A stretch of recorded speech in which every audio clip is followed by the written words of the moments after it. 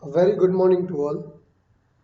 So, in the last lecture, we started with the unit number 10, that is PLSQL, or other I would say procedural language or programming language of SQL.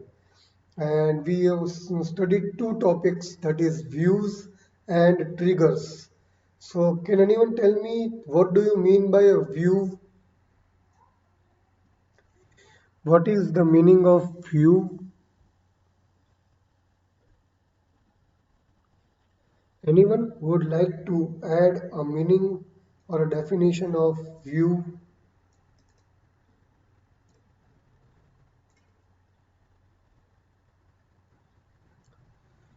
What is the meaning of view? Anyone?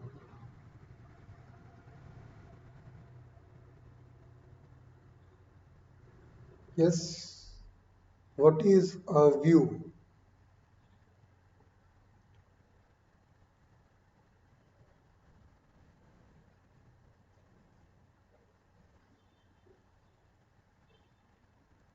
Yes, it is somewhat like your original table, but it is not stored in the database. It is a virtual table, which is used for faster access of data.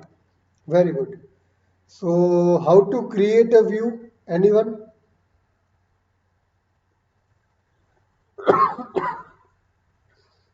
How to create a view?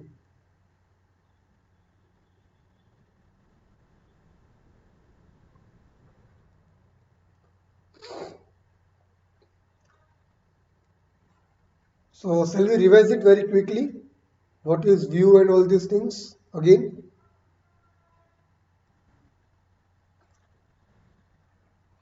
Shall we revise it?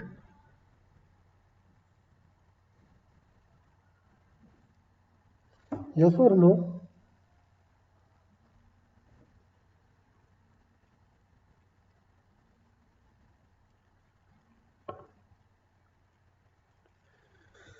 Fine, okay, then let's revise it. View the views very quickly. I'm sharing my screen.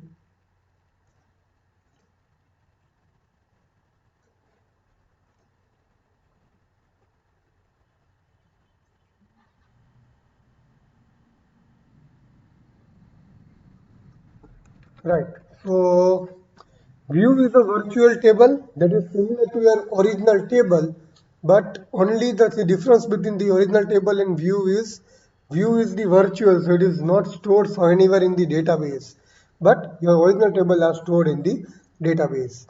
Then the syntax to create a view is create view name as select the columns that you want to fetch from your particular table for which you want to create a view. That columns you need to define here. Either you use star or you use column names, both are okay. From table name, and if you want any specific condition based views, then you are going to write down condition. Otherwise condition is the optional part. So this is what view is. So this is how you create a view. Create view transaction underscore view as a select account number, transaction date and amount from transaction. And rather if I want to join two tables and create a view, then it will be like create view account underscore view as a select a dot account number, a dot balance, l dot loan amount, L dot interest rate from account A loan L, where A dot account number equals to L dot account number and A dot city equals to Ahmedabad. So I have a specific condition based view, right? So this is the second example of view. And if you want to see the data of your view, then you are just writing select star from the view, select star from your view that you have created. So this is the second example of view. Then if you want to update, what you are doing, we are just writing create or replace, and rest all the things remain same. If we write down already, if it is already existing, it will replace the existing view. Or if it is not available, such type of view is not available, then it will create that view with this all columns and all the conditions. So this is how you can update a view. See here, the already existing view is account underscore view. So what I have done, I have added one more column L dot remaining loan, right? And I have changed my condition from Ahmedabad to Mehsana. So this is what you can update a existing view. Then if you want to delete a view, then the simple syntax is drop view name. So this is how you delete a particular view from the SQL environment, not the database, but the SQL environment. So drop view name, drop view transaction underscore view. So this is what all about view is. And there were two questions that can you update the data in a view? The answer is yes. If you update the data in the view, that same data is updated in the table also automatically, because the view is created from that table, so it is somewhere linked internally. So if you update any data in your view, automatically the same data will be updated in the table. And second question is, does the SQL view exist if the table is dropped from the database? The answer is still yes. If you delete a particular table from the database, still the view will be available in the environment, but you won't be able to access or use it in your own way. So this is the question of view. Now it is clear, everyone? View. Still any doubts in view, anyone? Or is that clear?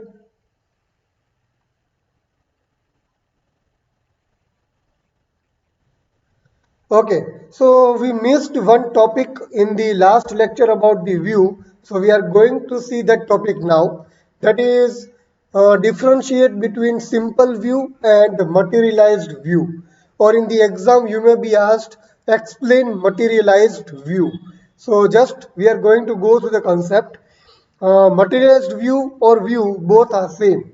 The difference between both of them is views are not stored in the database, but materialized view are stored in the database. That is the first difference between both of them, right? Both are the virtual copy of the table that is used for faster access of data. But the main difference with both of them, that is view and materialized view, is view is not stored in the database. Only the expression, only the query is stored in the database. Only that query that is being used for that particular view is stored somewhere in the database. But in materialized view, the complete view is stored along with its query in the database. That is the first and the main difference between simple view and materialized view. Right? So remember this rule.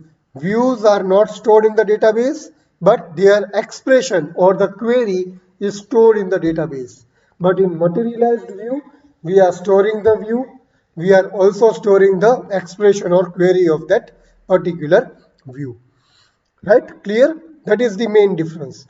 Second difference is we can say that the tuples are not stored in the database, but in materialized view, the tuples are also stored in the database. So that is the main discussion on materialized view. So the syntax of creating the materialized view remains same as your particular view. So in SQL generally, whenever we are talking about view in SQL or any database software, that will be materialized view only, because it allows us to store the data somewhere in the database so that it can directly get access with the queries, right?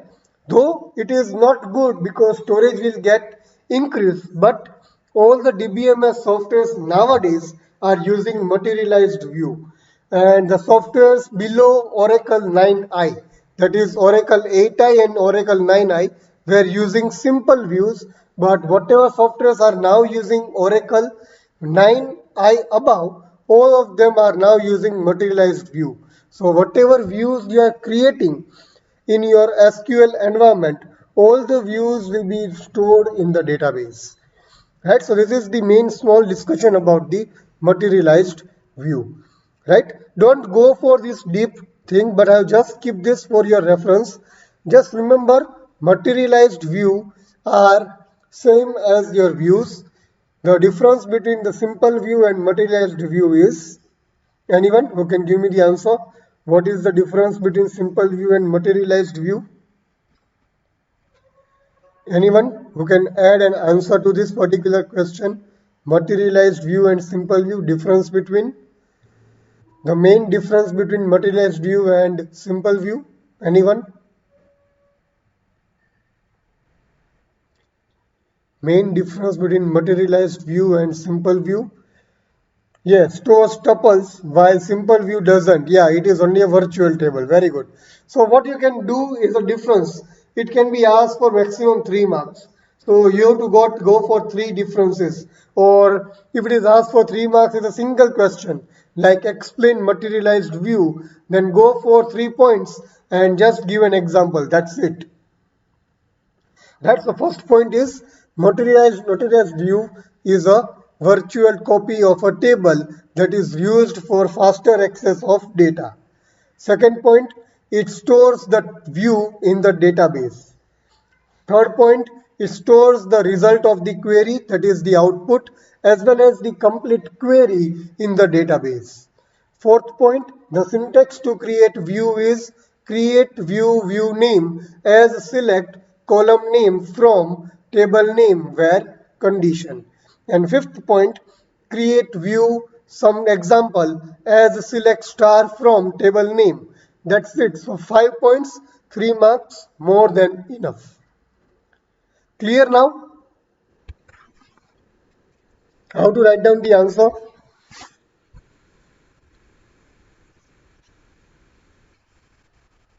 Clear with the view, everyone?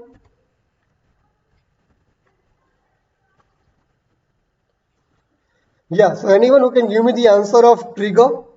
What do you mean by trigger? What do you mean by trigger? Anyone?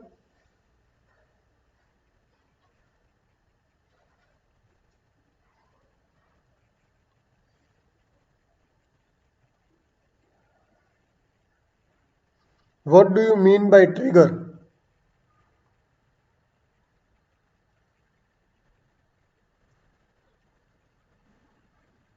Anyone who can give me the answer of this?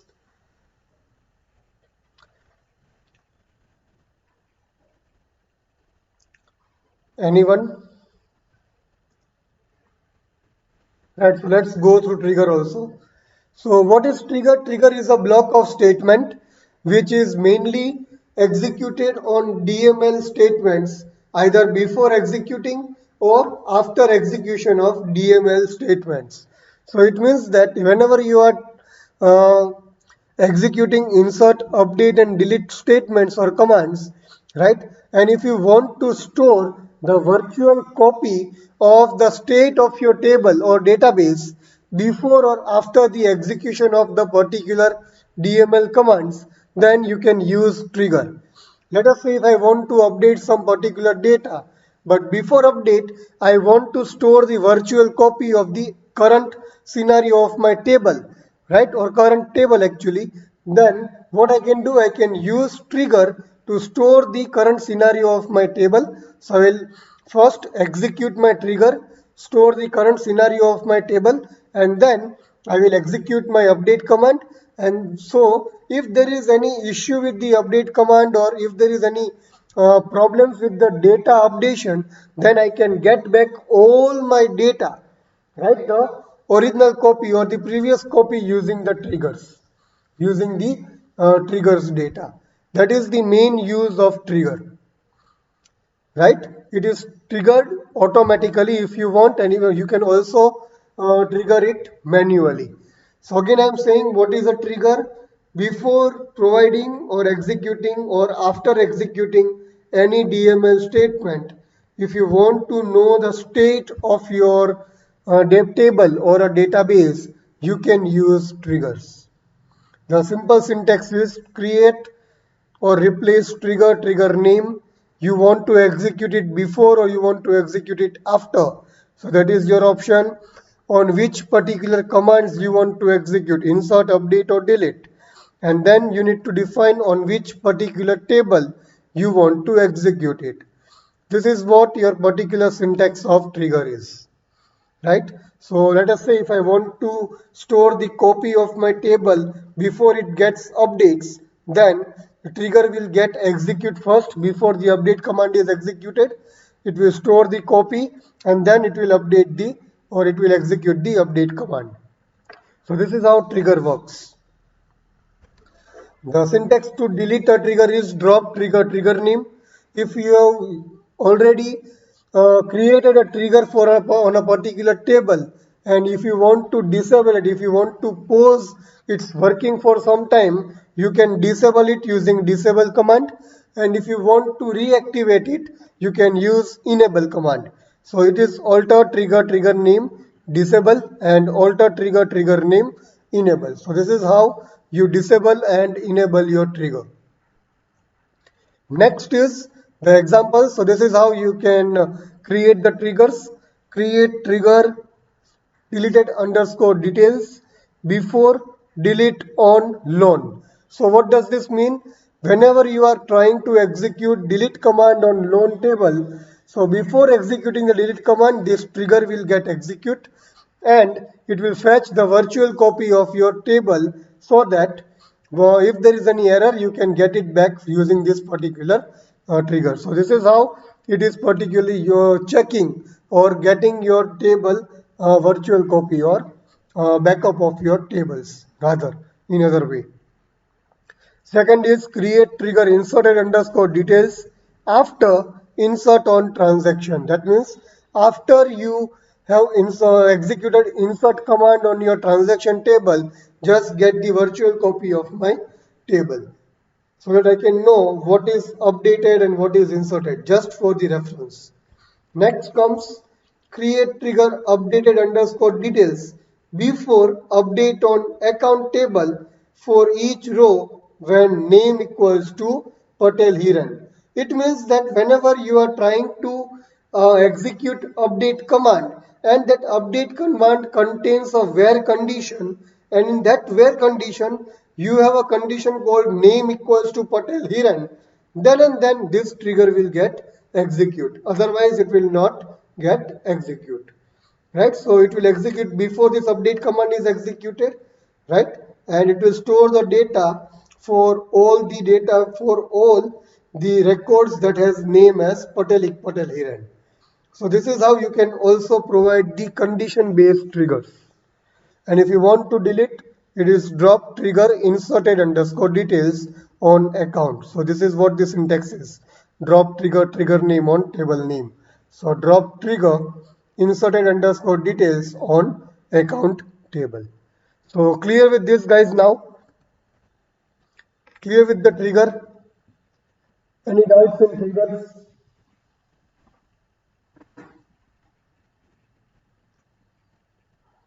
Anyone any doubts in triggers?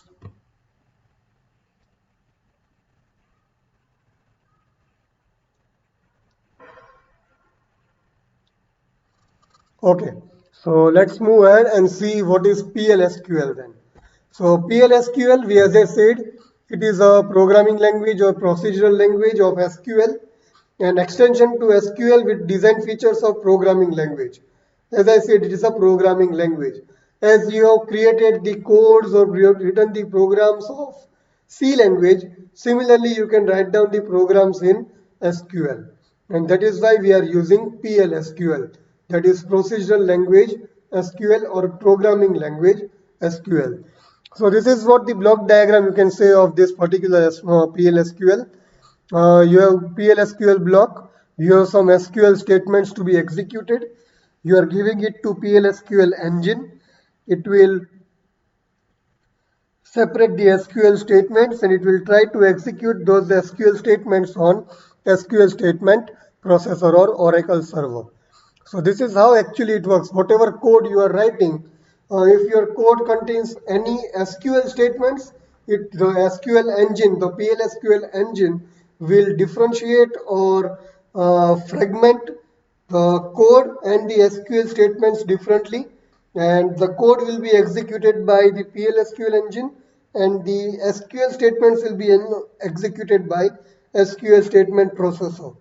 and then the output will be merged together at the end. So this is how the PLSQL block works. And if you want to write down a C program, what is the structure of C program? Anyone? What is the structure of C program?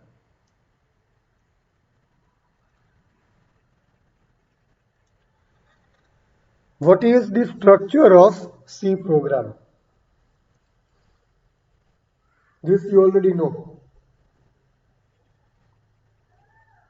What is the structure of C program?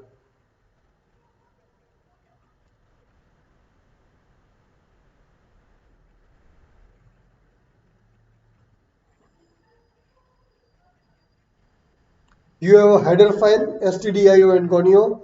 You have a link. You have a main function. Between the main function, you are writing some codes, the important codes, and right. And if you want to have a user-defined functions, you create the functions accordingly. Right. So that is the main structure of your particular C program. Similarly, for writing the PLSQL programs, we have a definite structure. So let's see the structure then. So the first is declare, that is optional part. If you want to declare any variables, then and then we are going to use declare part, otherwise not. So declare contains all the variable declarations, right? Then comes begin. So begin is similar to your main function. It will contain all the statements that you want to execute in your program. So that is what the begin part is. Exception is again an optional part. That means if you have any exceptions and if you want to display the exceptions, then and then you will write down this exception part, right? And last is end, that is required. So whenever your C program ends with a ending curly bracket, right? Similarly, your PLSQL block will end with end keyword. So this is the simple structure of your PLSQL block, right? So variable declaration, if you have any variables to be declared, all the variables must be declared here. You cannot declare any variable between begin and end. If you want to use any variable, you will declare it only in the declare part, right? So this is what the structure of your PLSQL block is. Next, the data types. So similar to your table creation, we have 4 types of data types: character, varchar2, date and number. And all these are known as scalar data types. And we have other type of data type that is called composite data type, that is percentage row type. What is this? We are going to discuss it in the later part of this lecture. I am not going for this one right now. So we are going to use only this data type right now, as of now. So character, varchar2, date and number. All the variables are required to be used in the program must be declared before their use. So as I said here, if you want to use any variables, all the variables must be declared in a declare section. Must be defined in this particular declare section, right? And how to use the assignment operator. So if you want to use an assignment operator, we will use colon sign and then equal to. Not directly equal to, but we are going to use colon sign and then equal to, right? And each and every statement of your PLSQL will end with semicolon, other than your loops, or branching statements. Each and every statement of PLSQL ends with semicolon. So rules are similar to your C language. It should end with semicolon. Assignment operator is equal to, here assignment operator is colon equal to, right? And if you, as you had a printf to print something in C language, similarly in this PLSQL, if you want to print something, we have dbms underscore output underscore put underscore line function. So between these brackets, we write down whatever we want to print. So this is what it is used for printing. And if you want to take input, then ampersand variable underscore name is used to take the input. Either you use ampersand variable name, or we have the second option also. Let us say colon and then variable name. If you use any of this, it is right.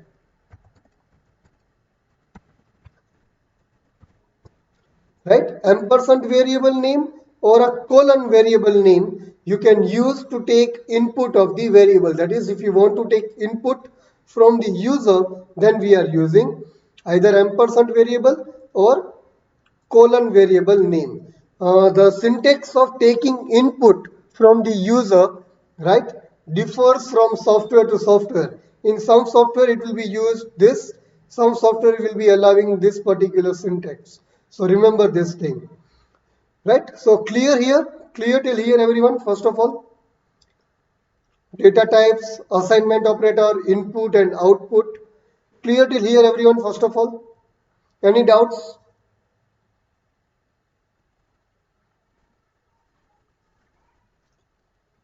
Any doubts so far? Anyone?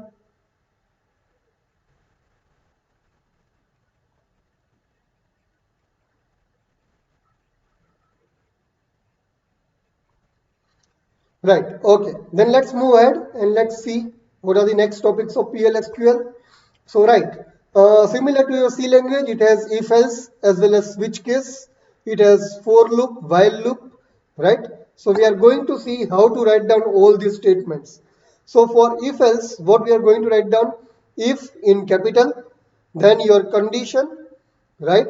Then you have to write down then keyword followed by a code.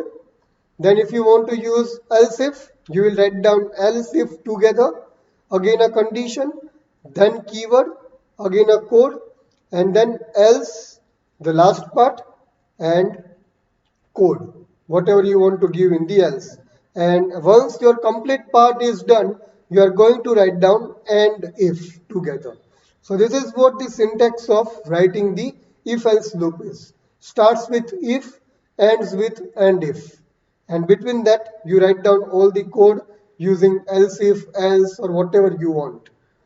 Similarly, if you want to go for switch case, then the syntax is case, right? When variable equals to value, then code. Similarly, we had case 1, right? Case 1 colon, we write down the code. Similarly, we are going to write down here case when variable, let us say a equals to 1, then we write down the code.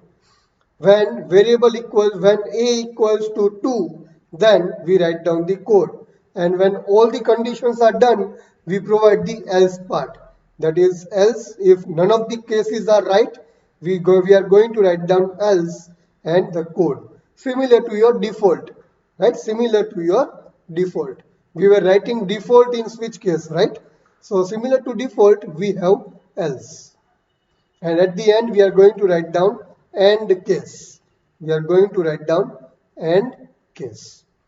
Clear about the syntax, everyone? Instead of case 1, we are writing case when a equals to 1, variable equals to 1. Right?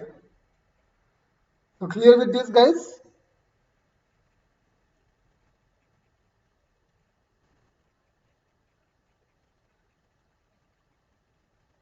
Fine. Let's go ahead then. Then comes types of loops. So we have a simple loop. So simple loop is something like there is no too much of conditions, but there is no increment, decrement or anything. But simple loops are similar to your while and do while loop only. So let's see. Loop is the keyword. Then you write down the code. Exit when condition. So which type of loop is this? Can anyone tell me? Which type of loop is this one? Can anyone tell me? Loop, then code, exit when, condition, and end loop. Which type of loop it is? If you compare it with your C language. Very good, Nishta. It is a do while loop. Parthiv, it is a do while loop. See, we are having a loop. We do not check any condition here. We first execute the code, and then while exiting from the code, we are checking the condition when condition COND. Right? So this is do while loop. Loop, execute your code, exit when the condition. So if the condition is again true, it will go back to the loop again. Right? So this is do while loop. Then we have a while loop, while condition, loop, code, and loop. Second type of syntax. Then we have for loop. So for variable in min to max. So let us say for a in 1 to 10. So like you are giving the condition for I equals to 1, I less than equals to 10, I plus plus, right? The same thing can be defined in one single line like this. For variable, say for I in 1 dot dot 10. That's it. So this is what it will automatically increment. It will check the condition. Everything is done using this one line. No need to define three different parts of for loop. I equals to 1, I less than equals to 10, I plus plus. No need to define like this. Just define like this for I in 1, 2 dots 10. That's it. Loop, you write down the loop, then write down the code and loop. So it will execute for 10 times. And if you want to decrement it, let us say you want to start with 10 and you want to go till 1, right? Then what you write down? For variable in reverse minimum dot dot max. So similarly it will be right for I in reverse 1 dot dot 10. So it will start from 10 and come till 1. It will execute till 1. We don't want to write down like this for I in 10 dot dot 1. It is not allowed. If you want to execute in the decrement way, you are going to write down a reverse keyword. So for variable in reverse 1 dot dot 10. So this is how you are going to write down this particular reverse loop. So clear with the loops, everyone? Clear with the loops?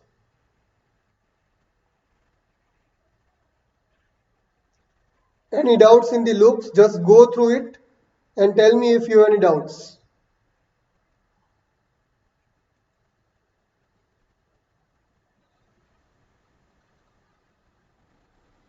Anyone, any doubts in the loops?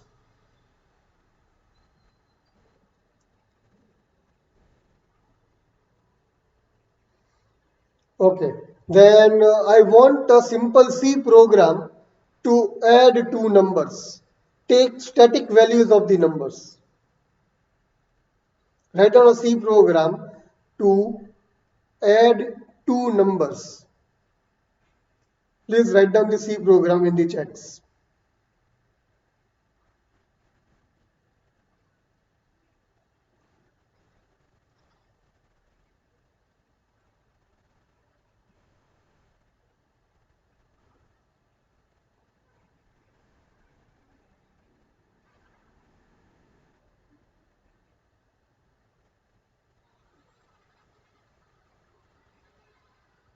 No need to write down include stdio, no need to write down main function.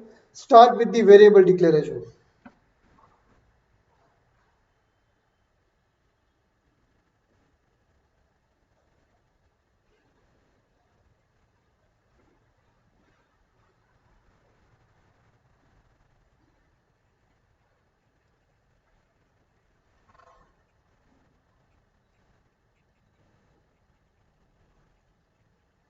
Yeah, waiting for your answer.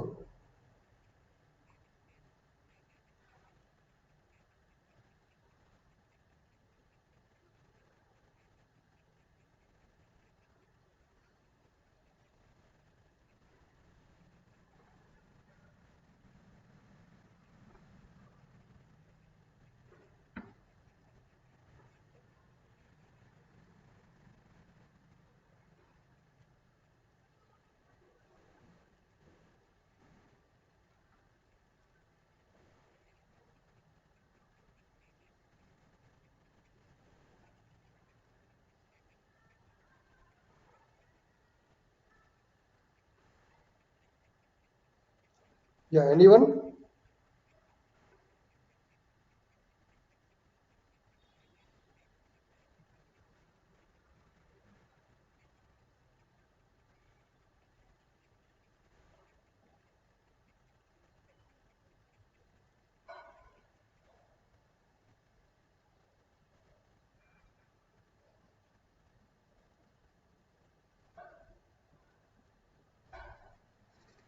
Yes, so you are writing integer x, y, z or sum x equals to 5, y equals to 10, sum equals to x plus y and print percentage d sum.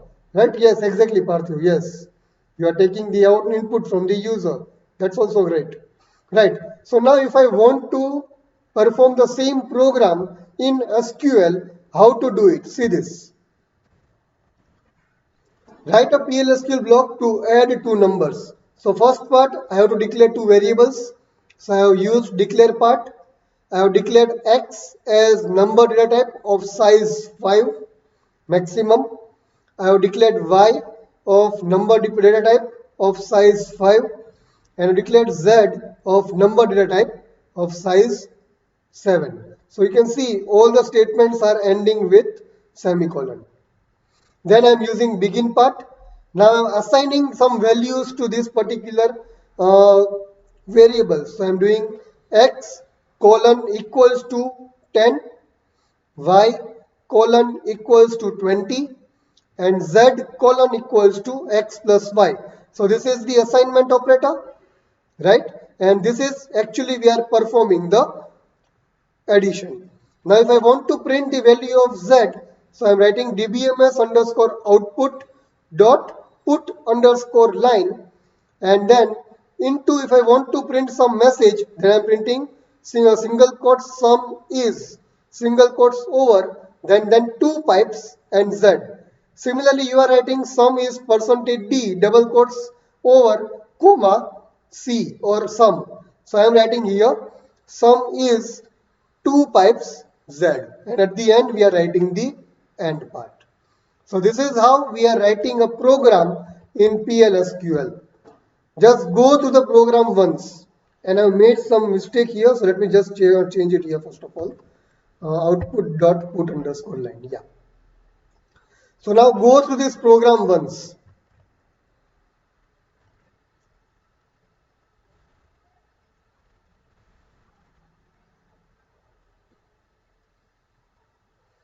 And if you have any doubts, just tell me. As if you want to print some particular message in your output, right? Then what we are doing? Printf double quotes. In between double quotes, we are writing sum is percentage d. After double quotes, we are writing comma and the variable name. So similarly, we are writing like dbms underscore output dot put underscore line. Then single quotes, your message between the single quotes, and after single quotes, you are writing two pipes and then z. Clear with the concept of writing a program in PLSQL, everyone?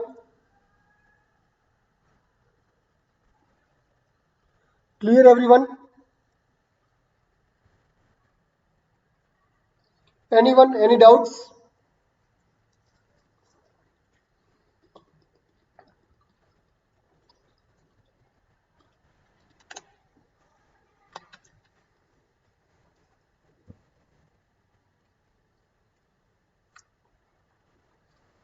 Okay, then can you tell me how to write down a program of finding maximum of two numbers? Write a C program to find out maximum of two numbers.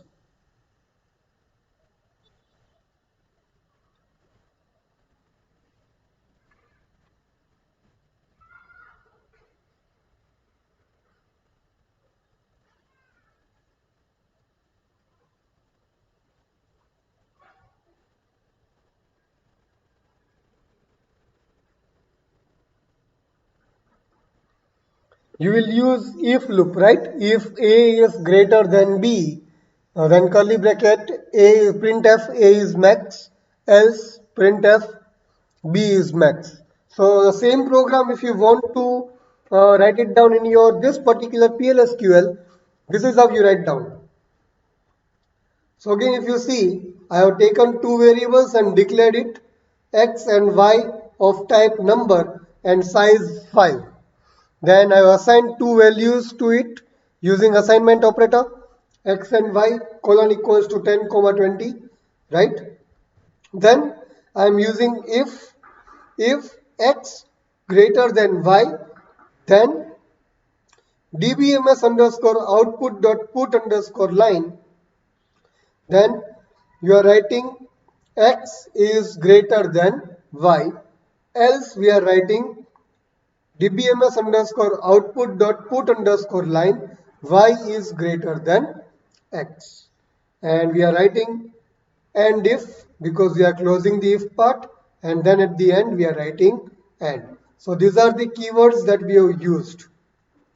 I am highlighting all of them, right? So this is how you are actually using the if loop, and you are using the if loop. Clear with this, everyone? This program, just go through it once, and if you have any doubts, just tell me.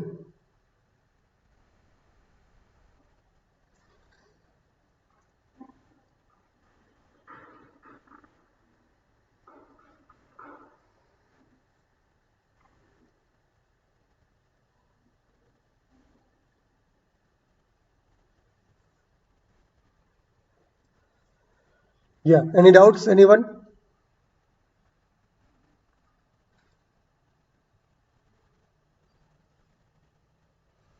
Just go through this program.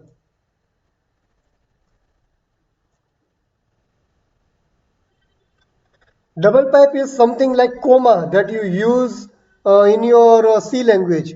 As I said, let me just write down here. It is a separator between the string and the variable, I can say. It is a separator between a string and the variable. Let us say I am writing like this. The sum equals to percentage %d and then comma C. So same thing I can write down using this. So dbms underscore output dot put underscore line, and if I'm writing like this, then it will be like single quotes, the sum equals to, and then instead of comma I will write down two pipes and then the variable. This is the difference. It is a differentiator between the string that you want to display and the variable that you want to print. So the printf, the same printf can be written using dbms underscore output dot put underscore line in this particular way. Now is it clear, Jwalant? Yeah, any more doubts? Anyone?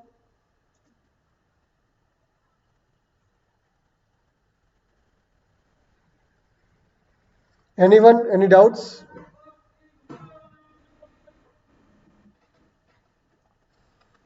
Okay, then let's see the next example. Write a PLSQL block to find the area of rectangle, square and circle. A very simple program. So what I have done, I have declared some variables first of all. Area underscore C number 6 comma 2 because it may be in decimal points, right? Then radius number 3, maximum size 3, area underscore R number 6, area underscore S number 6, length number 2 and width number 2. So I have declared all the variables first of all, right? And I have defined the radius as 3 here already.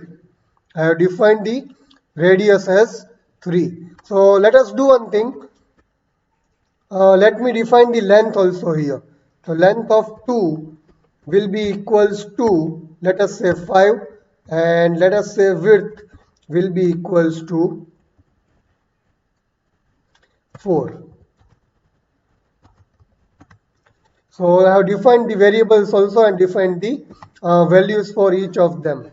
So now the next task is I have defined my pi value as a constant variable. You are using hash define in your C language if I am not wrong. Yes or no? If you want to define some constant value, you are using the hash define keyword. Am I right? Hash define variable space value if I am not wrong. Yes or no? Right? So similarly, if I want to define the constant value in this program in PLSQL, I am going to write down the variable name, then a constant keyword, then the data type, and into bracket the size and the value. So this is the syntax. I have defined the pi value as constant, that is 3.14. So now begin. Calculate the area of circle and store it in area underscore c. Print the same variable. Calculate the area of rectangle, length into width, print it. Calculate area of square, length into length, and print it.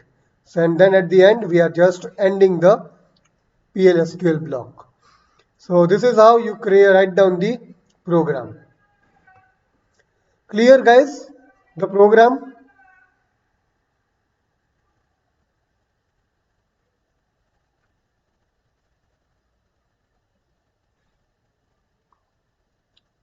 Clear with this? So I have taken all the examples in this particular PPT that are repeatedly asked in your GTU exam.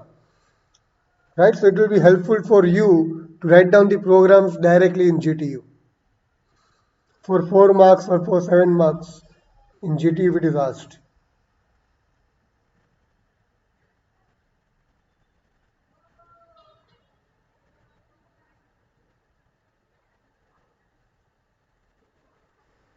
Right, let's take the second example.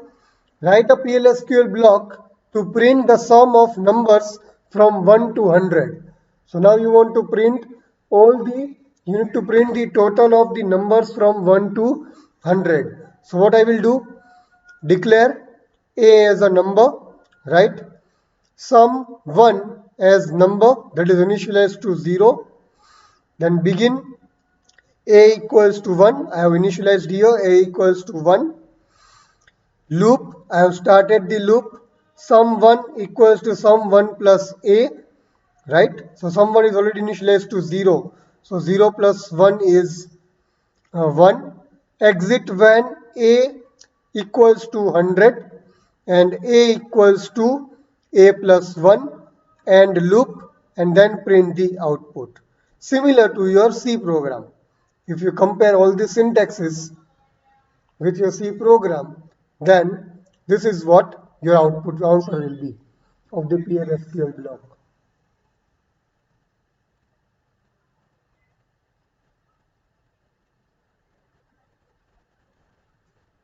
Right? So let's go for the next example. Write a PLSQL block for inserting even numbers in even table and odd numbers in odd table from 1 to 50. So whatever are the even numbers, assume that we have an even table with one column and we have a odd table with one column. Right? So whatever are the odd numbers between 1 to 15, 1 to 50, we are going to insert it in the odd table, and whatever are the numbers, there are even numbers, that we are going to insert it in the even table. So let us say I am not declaring any variable. I have just started with begin, right? So begin for I in 1 dot dot 50. So I am using a for loop. 1 dot dot 50. So start from 1, go till 50. Loop, right? And if mod I comma 2 equals to 0, then insert into even, that is the table name even, values I. So if it is an even value, if it is even number, just insert it into the even table. Insert into even and close it. Even and if and loop. Again, I have created the second loop, the second type. And if the mod I comma 2, that is if it is odd number, insert it into the odd table, insert into odd values I and close it. So this is how this question is also asked sometimes in the GTU, that find out the even and odd numbers between some particular number range and insert it into the odd and even tables. So this is the second example, or next example rather. No, you don't have to make the tables. There, you have to assume that there are two tables. You are assuming that there is one even table, there is one odd table. Both of them are having only one column, that is, let us say, number. That's it. So you don't have to create the table. You have to assume it. Clear?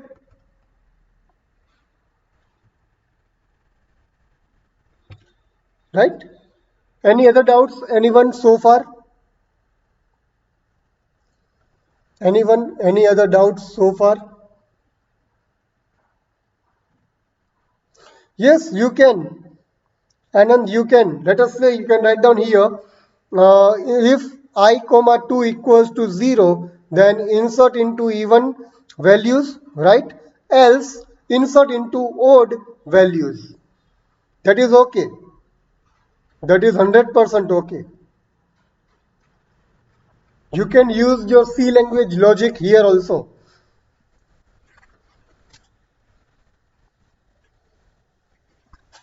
I have used two loops just for my work, for my reference. You can use one loop and complete the program. Yes, any more doubts? Anyone?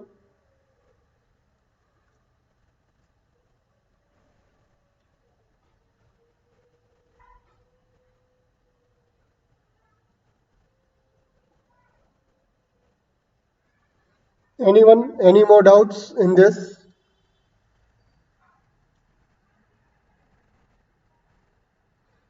Yes or no?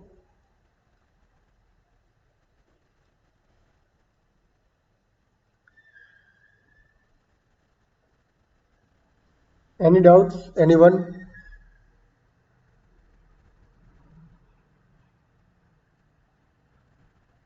Fine. If there is no doubts, that's great.